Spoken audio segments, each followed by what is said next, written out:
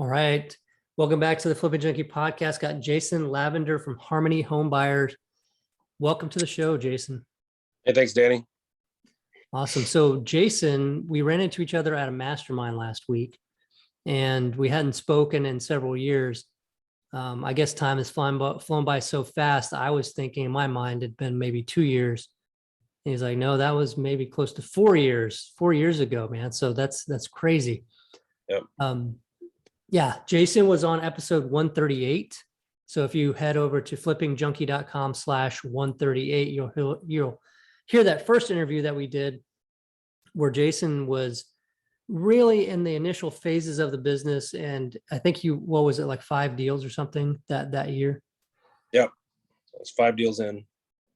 5 deals in, but he was doing the things necessary to make the adjustments in his business to grow, like really working heavily on his business. Cause I think he had joined a different mastermind at that point and, was starting to do a lot of stuff. So what I want to dig into is like, what's the progress look like for you from that interview in 2018 to now 2022? Yeah. Well, first of all, thanks for having me on. It was like 4 years ago or so. And oddly enough, I shared this with you when we were in St. Louis. I read your book in 2017, and that was my impetus to get going and just jump in. I knew enough to be dangerous. I'd been in construction, but really understanding I needed to start finding off-market properties and what that looked like, and direct to seller marketing and things like that. So anyway, kudos to you. That book's little gem. So yeah, so 2018, I had done 5 deals. Was buying from wholesalers. I bought off auctions. Rehabbing. I had just started to wholesale, like you said. I joined a group and got tremendous value out of that, and took immediate action. So fairly new to the game, though. From there, just ramped into wholesaling, continued to keep my foot on the gas for flipping, building out a team, learning creative strategies, just diving into building a portfolio of short and long-term rentals. And so to the point where I'm today is, again, got a great team, building and nurturing that team. Flipping at scale and wholesaling and acquiring portfolio. Awesome, man. So it's pretty incredible because you went from about five deals or 5 flips or so that year, and then now you're on track. You're on track, or you've done 40 this year? No, we're on track for 40 flips. 40 nice flips. We'll supplement that with probably 30 to 40 wholesale deals, and we're building out our 7th short-term bed and breakfast, Airbnb, and then just cherry picking C-class properties for long-term rentals. That's awesome. So yeah, you've grown a ton, and it's no simple thing to flip 40 houses in a year. Really requires you to be on your game, right? I mean, because every piece of that business has got to be managed, and not just the rehab. Yeah, so that is the biggest thing I learned was how, I was primarily putting on a tool belt every day to flip, the first handful of properties I did. Much like any entrepreneur, I just wanted to get in intentionally. So I wanted to, kind of hit the bumps in the road and learn exactly what the pain felt like, but I knew that was not scalable at all, and that's exactly why I, chose to, get some training and just, learn everything I didn't know. And one of the big parts of that, of course, was, learning how to delegate and not be the guy with the tool belt and on the job site. And so, now I rarely go to job sites. I've got, meetings with my project managers, and I'm learning more and more to let go and delegate, and just really build out a process that allows you to do 40. Otherwise, there's no way I could even think to be hands-on with 40 projects. Oh yeah, for sure. Yeah, I want to dig into the different people on your team and what the responsibilities are, and how you set that up and kind of what order. But before I do that, I want to find out, if there's anything over those 4 years that really was a pivotal moment for you where just something really changed for you that helped you to really scale it up, or was it a slow progression? Was there something at some point that you could share that was like this moment of, wow, this is going to change things? Yeah, access to capital is huge. When you've got access to capital, it opens the door. So going from using hard money lenders to flipping over to private money lenders was huge. And really just realizing and understanding how I can build out my own network, and the people that are already in my sphere of influence that were seeing the vision I had and were ready to, invest in that vision. So that was big. And, currently right now, I don't use my own money to flip. We stay cash solid. So our investors know that, rainy day comes, we can take care of stuff, but, we leverage our private investors' money completely. And of course, mindset shifts. I mean, I got my teeth kicked in pretty hard in 2019. Was doing skinny deals, I got sued. I lost money on a big deal. Just learning the hard way. But then, yeah, just the shift in mindset in 2020. I did pull back from flipping more in 2020. I doubled down on wholesaling because I needed cash flow. I needed money to bail myself out. And then I saw the writing on the wall in late 2020, early 2021, and we went full bore with flipping. And we haven't sold the property. I don't think we've sold any in the last 30 that didn't sell, first weekend over asking. So we'll keep our foot on the gas on that until that pivots. And then we're ready to do something else. We're ready to do, contract for deeds and rent to owns and, build up our rental portfolio. I mean, whatever the market's going to give us, we'll be ready to take it. Nice. I want to dig into and unpack, the whole, both of those big things that you talked about, getting your teeth kicked in, but then before that, like having that shift into using the private money. What did that allow you to do, going from the hard money to the private money? Scale. I didn't see a way I was going to be able to scale with hard money, the lenders I was using anyway. And it just was so much easier when private money became available and I started having those conversations. It was easy. I can call people up and, pitch the deal. I mean, I have a deal sheet, just a quick deal sheet that, gives the basics of the property, and I'll put a Google Drive with the link, all the comps associated with it. And, I get a thumbs up or down.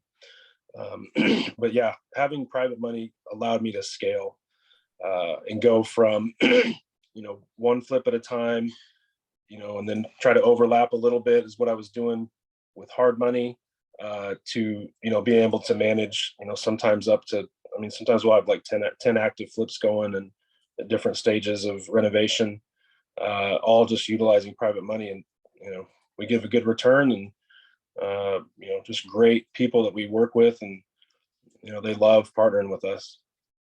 How did you find those private lenders? It was always a great question. So, I mean, as well as I do, they're out there.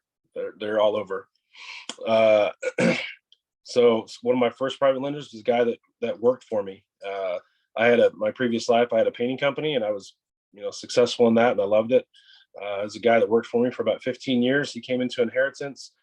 I was flipping houses on my own, and, he kind of saw what that looked like. And he said, "Hey, I hear you talking on the phone, trying to get loans and stuff. Can I give you money?" Like, Yeah. So, he's got a designated pot that he uses, and we've turned his money over, a dozen times or so. We've had conversations with, just people I know.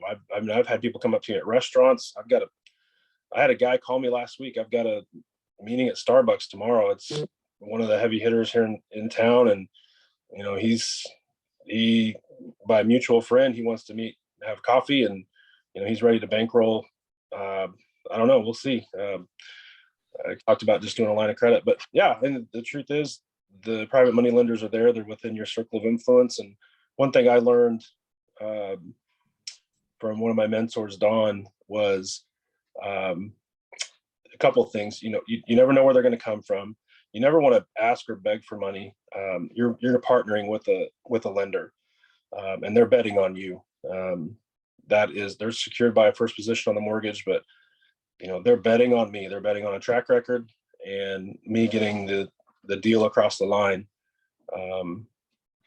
Is the significant part. Yeah. The trust that people give me, I never take that lightly. And we've all heard the stories about, people that lenders that get burned, or, real estate can attract some pretty shoddy people, but I take that extremely serious. I mean, the thought that I would, end up on the wrong side of a deal with somebody just pains me. So, I make sure that never happens. And that's why we stay liquid. If I need to cover something, I definitely can. And I'll do that.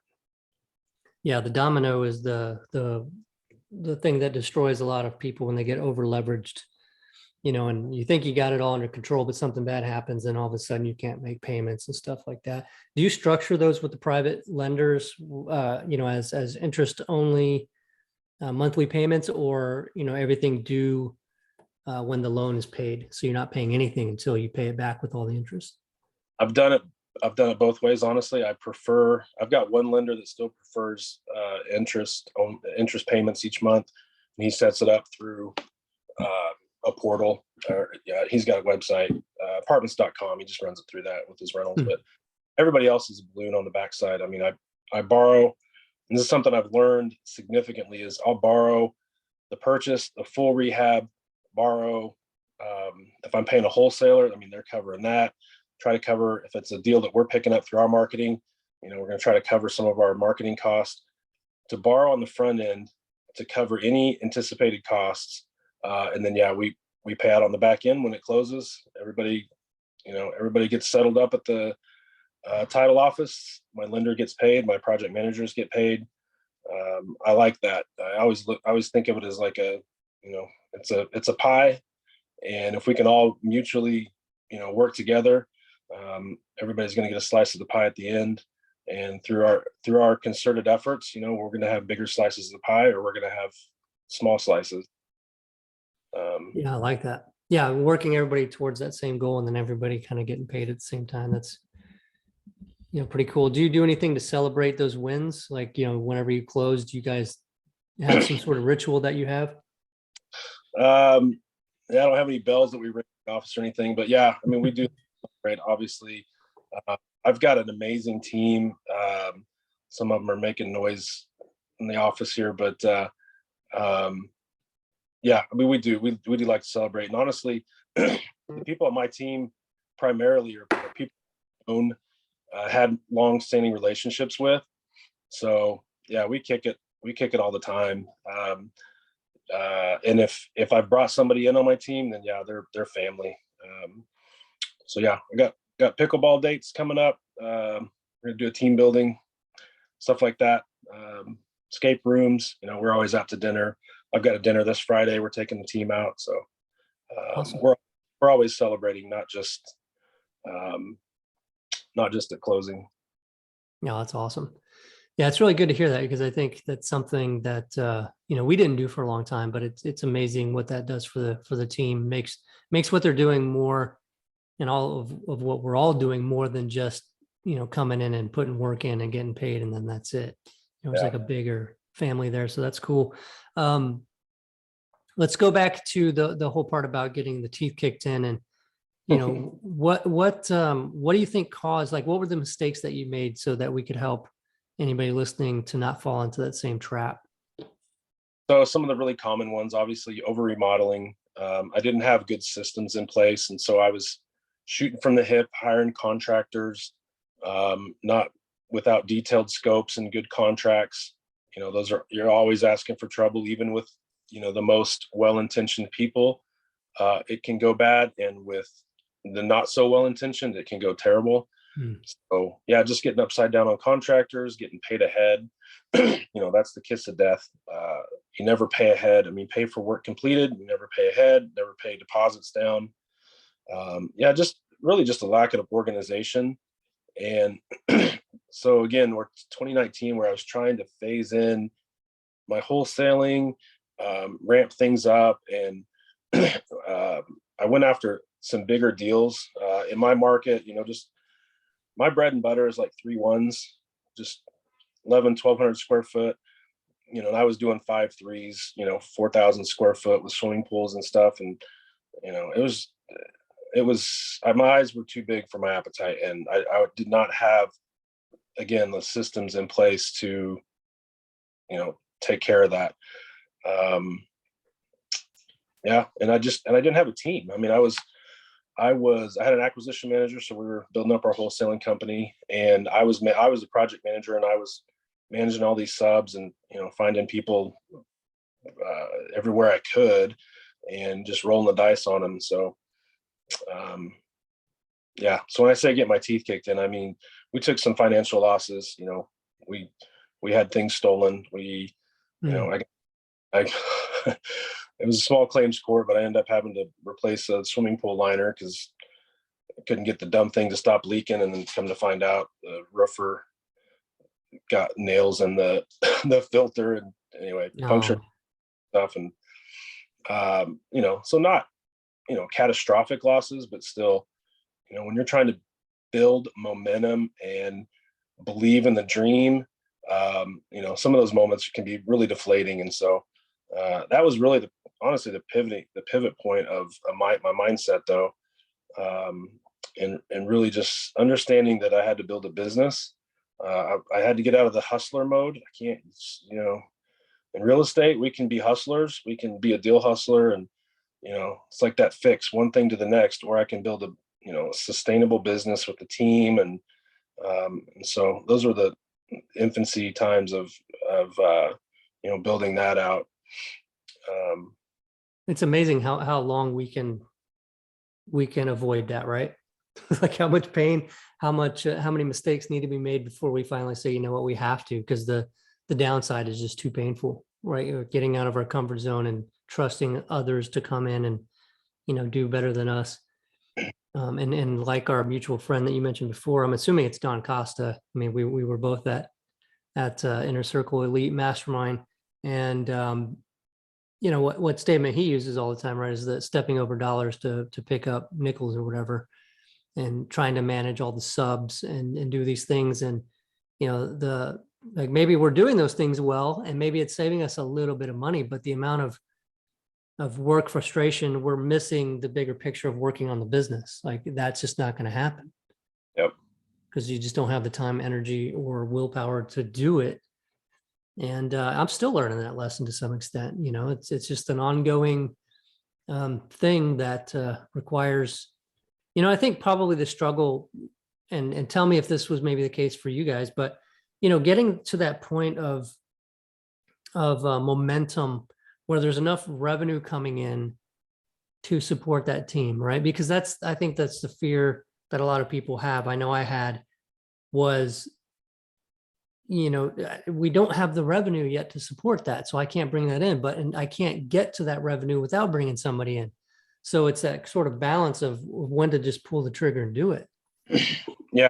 Classic, cart before the horse, or, for me, I mean, you don't want to hire and scale too quickly. I mean, you've got to pay attention to cash flow. And that was another huge part of 2019 and my failings was, managing cash flow. But yeah, when you realize, you're at a finite pace that you can, either be comfortable with and be content, and I've got a mentor program, and I say this all the time. I mean, scaling's not the next evolutionary step for everybody, and this, nor should it be. You know, Nobody should be drinking Kool-Aid that they are not intended to drink. So if a slow, steady pace and flipping a few houses and focusing on your margins is what you're going to do, then define your goals. When you have to define your goals, you can't be chasing somebody else's goals. But for me in my business, I knew I wanted to get out of the certain seats that I was either not equipped for, I didn't enjoy, or it just wasn't. I just wasn't good at them. I mean, I could wear a lot of hats, but so yeah. I mean, when I started building my team out, I knew project manager was one of the first things I needed. I hired Brandy, and she's been with me like 3 years. She's amazing. Hired an acquisition manager. I've got another project manager, Antonio. It's great. We just hired 2 more VAs today, lead manager and another admin. We've got a couple of W-2 guys, just on the construction side. And I think that's our team. Nice. Another VA. Yeah, All right, so those are, if somebody's looking like to delegate, defer, delegate, or delete, if you got to get things off your plate, I mean, it's a no-brainer to look into hiring a virtual assistant. The upside's tremendously high and the downside's low, and you're not in a terrible financial commitment. And quite honestly, that could be that small piece that breaks off to allow you to someone to really grow. where are you finding your VAs? Man, so I just actually got off the phone with Sean Callie. He's hooking us up with 2 VAs, a lead manager and an assistant, or a project manager, admin. I've used Upwork. I had a VA there for 3 years, and so she moved on. She was good. Onlinejobs.ph is another one. We've used just contract stuff off Fiverr. You can use done for you stuff like Rocket Station. I did the onboard call with Greg, and we ultimately didn't go there. But I mean, the idea, if whoever you hire, you're going to train. You want to ingratiate them into kind of your culture and your feel and your vibe, because they're an extension of, they're part of the team. Our VAs are all, they're part of our team, and they know that. And what do you have your VAs do? I mean, what are the main tasks that they're doing? You don't have to list everything, but like, what are the main things that you offloaded, delegated? So, yeah, administrative. If it involves a spreadsheet, I'm allergic to spreadsheets, so that's not going to happen. So administrative stuff, spreadsheets, data, pulling lists, things like that. Our a big takeaway for me this last weekend was I knew we needed to get an admin to our 2 project managers, just to take some of the things off their plates, such as, again, spreadsheets, keeping, receipts, preparing, payroll, things like that. And then a lead manager, just somebody to start, warms up cold leads, and hands them off to Tyson, my acquisitions guy. To me, that's what it meant, was mostly administrative. I've done some cold calling. It wasn't for me. I didn't see success with it, and I guess I just didn't have the patience to continue to do that. But so yeah, our VAs are primarily administrative. Awesome. Yeah, and did you hire them full time, or are they hourly, or what was the progression? We usually hire part-time and then scale up. So depending on where you get them, I mean, you can usually start at 20 hours, and I think everybody we've started at 20 hours, we've ramped up to full time. I'm trying to think. Yeah, we did some texting for a while. Like that, we had a guy that was doing that part time and 20 hours. But again, virtual assistants. If nobody's dipped their toe into those waters, it's it's not a tremendous downside. I mean, it could be, time basically, and the cost of it's, super negligible. So again, I talk about this with some of my this mentor group that I run.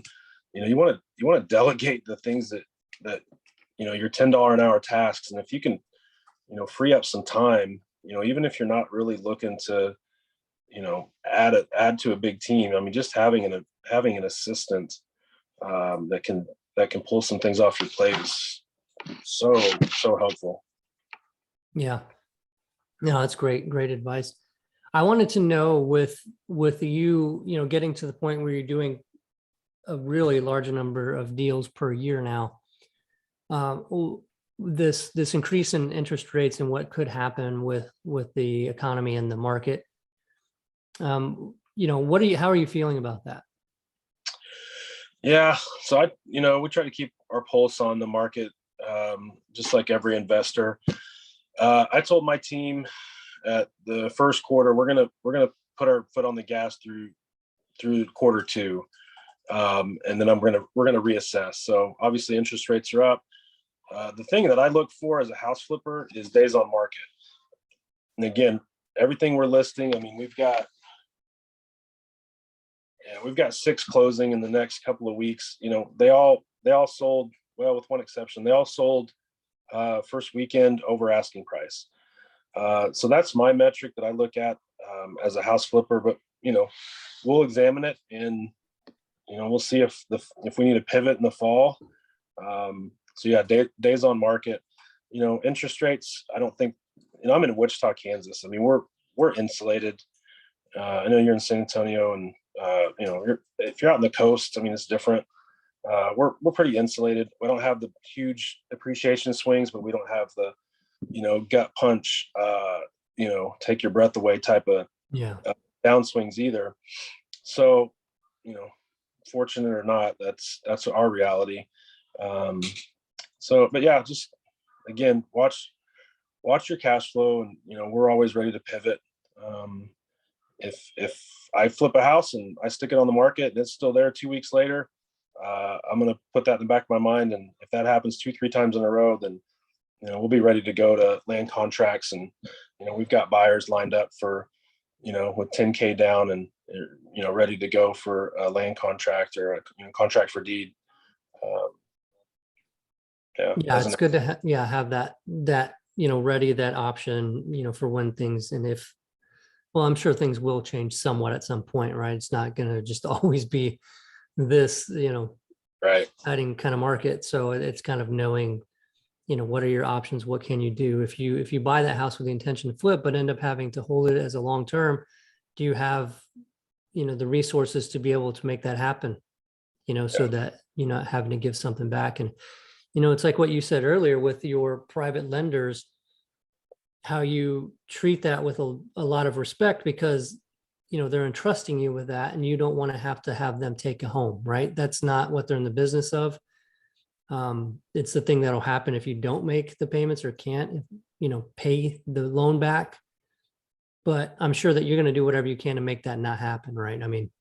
Yeah, I would consider that a moral failure, honestly. Yeah, that would sting worse than honestly just about anything. And so with that mindset, I refuse to fail, and so I won't let that happen. I'll sell off whatever rentals I need to, or I'll sell my house. That would never cross my mind. So, and people know that. They're like, yeah, Jason's serious. He's going to take care of this because it means that much to him. So, yeah, 100%. Awesome. Thank you so much for sharing your story, Jason, and being on the podcast for the second time. Again, it was episode 138 last time.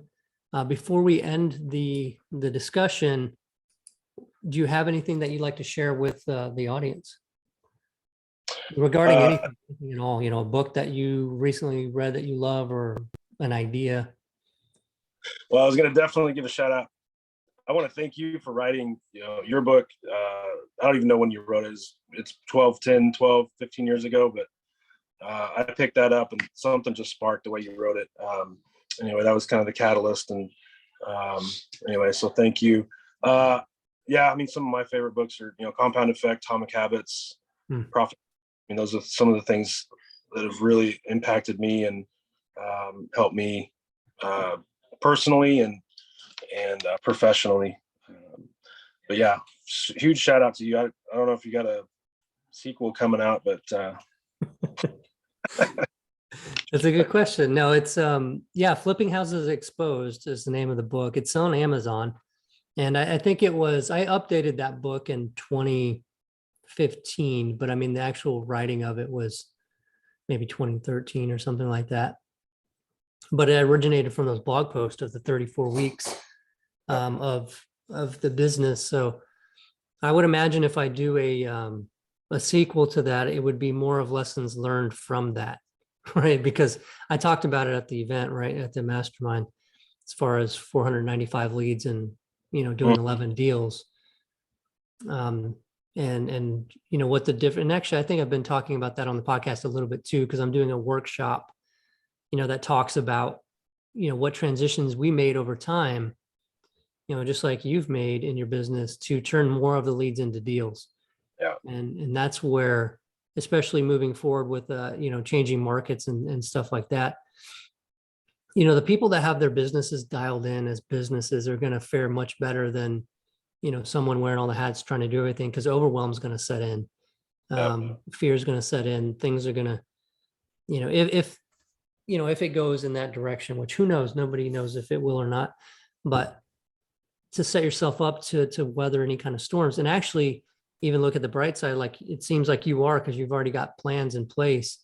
You can actually benefit from a change in the market. And you have to be in a spot where you're working on your business to be able to see that big picture and make those adjustments before it's necessary, so that you capitalize on that. And that's huge. That's just next level stuff.